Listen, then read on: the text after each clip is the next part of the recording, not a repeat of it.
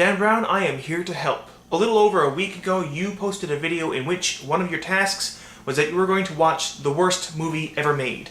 And arguably, Trolls was it, so you went out and you watched it, and it sounded terrible. Then you put out a call for more movies to watch that you can order on Netflix, and I am about to give you 3. Now, I have this horrible habit of trying to fit way too many words into a 5-minute video, so I'm going to keep this very freaking brief. The history of cinematography arguably begins in Italy in No, I'm kidding. The story actually starts in February of this past year. A bunch of my friends and I decided that we were going to get together and have a series of movie marathons. And the point of the marathons was that each person was going to get a night in which to show 3 of their favorite movies. Or maybe not their favorite movies, but movies that are important to them, movies that are good, movies that they wanted and needed their friends to see.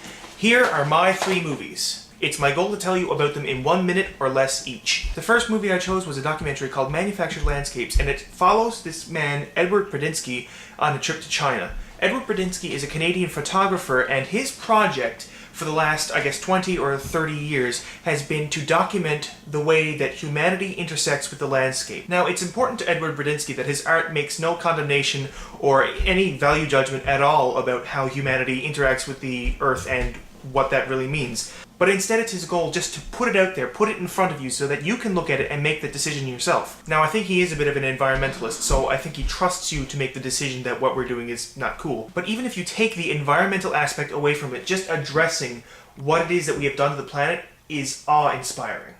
Partly good, partly bad, but that's this movie. Since I'm a huge fan of science fiction, I decided that my second film was going to be in that genre.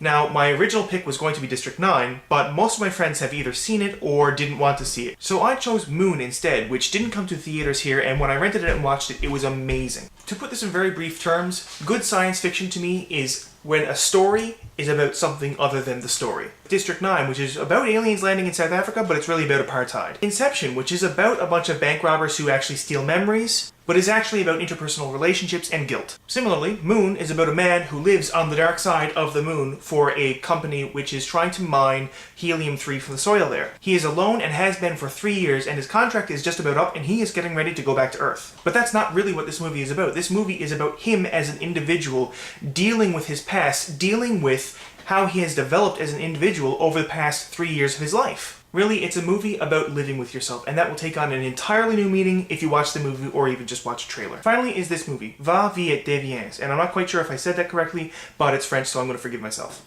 It's set in Israel in the aftermath of Operation Moses, which was an attempt by Mossad to move Ethiopian Jews under the nose of various African governments into Israel so that they could escape famine and refugee camps and things like that. And it follows an Ethiopian Christian boy who poses as a Jew in order to escape the squalor of his life in the refugee camp. He spends his entire life with this secret Christian identity under the surface, and he cannot share it with anyone because if he does, if he exposes himself, it's entirely possible that he will be sent back or worse. Now, I've read that this movie is a fantastic exploration into what it means to be Jewish, into basically just Jewishness. And I can't really speak to that because I'm not a Jew, I don't know very many Jews, and that really doesn't mean a whole lot to me. But as a movie that really explores the identity of the protagonist in a society that is not explicitly hostile, but is always just on the cusp of rejecting him, it really, really moved me. This is my favorite movie of all time, and it's partly in French, partly in Hebrew, partly in another language that I don't even know the name of. So unless you know all of those languages, you're probably going to need subtitles, and I know that bothers some people,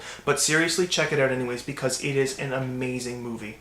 So those 3 movies are very good. They were the movies that I chose for my movie marathon a few months ago. So I just hope you will enjoy them, and I will try very hard not to be a zombie.